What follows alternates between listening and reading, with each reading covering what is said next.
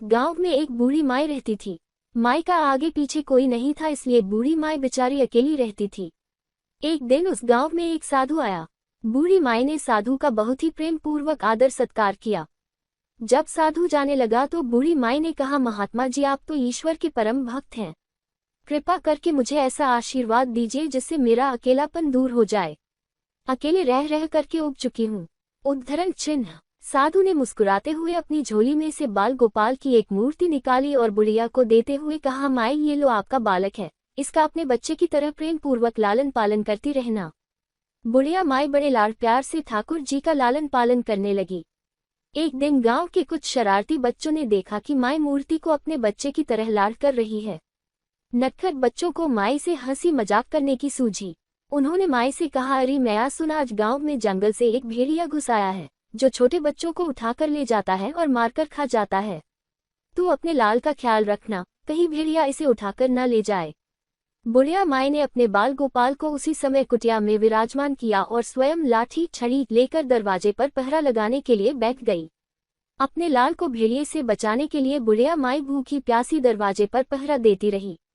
पहरा देते देते एक दिन बीता, फिर दूसरा, तीसरा, चौथा और पांचवा दिन बीत गया।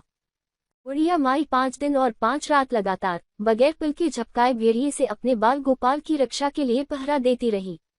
उस भोली भाली मैया का ये भाव देखकर ठाकुर जी का हृदय प्रेम से भर गया। अब ठाकुर जी को मैया के प्रेम का प्रत्यक्ष रूप से आस्वादन करने की इच्छा हुई। भगवान बहुत ही सुंदर रूप धारण कर वस्त्राभूषणों से सुसज्जित होकर माई के पास आए। ठाकुर जी के पांव की आहट पाकर माई अड़ गई कि कहीं दुष्ट भेड़िया तो नहीं आ गया। मेरे लाल को उठाने माई ने लाठी उठाए और भेड़िए को भगाने के लिए उठ खड़ी हुई। तब श्याम सुंदर ने कहा, मैया, मैं हूँ, मैं तेरा वही बालक हूँ जिसकी तुम रक्षा करती हो।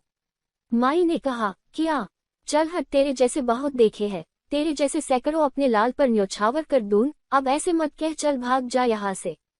ठाकुर जी मैया के इस भाव और एकनिष्ठता को देखकर बहुत ज्यादा प्रसन्न हो गए। ठाकुर जी मैया से बोले, अरे मेरी भोली मैया, मैं त्रिलोकीनाथ भगवान हूँ, मुझसे जो चाहे वर मांग ले, मैं तेरी भक्ति से प्रसन्न हूँ। बुढ़िया माई ने कहा, अच्छा आप भगवान हो, मैं आपको 100 प्रणाम करती हूँ। कृपा कर मुझे ये वरदान दीजिए कि मेरे प्राण प्यारे लाल को भेड़िया न ले जाए। अब ठाकुर जी और ज्यादा प्रसन्न होते हुए बोले, तो चल मैया, मैं तेरे लाल को और तुझे अपने निज धाम लिए चलता हूँ, वहाँ भेड़िए का कोई भय नहीं है।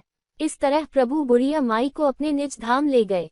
सीख। इस कहानी से शिक्षा मिलती है कि हमें अपने अंदर बैठे ईश्वरीय अंश की काम, क्रोध, लोभ, मोह और अहंकार रूपी भेड़ियों से रक्षा करनी चाहिए।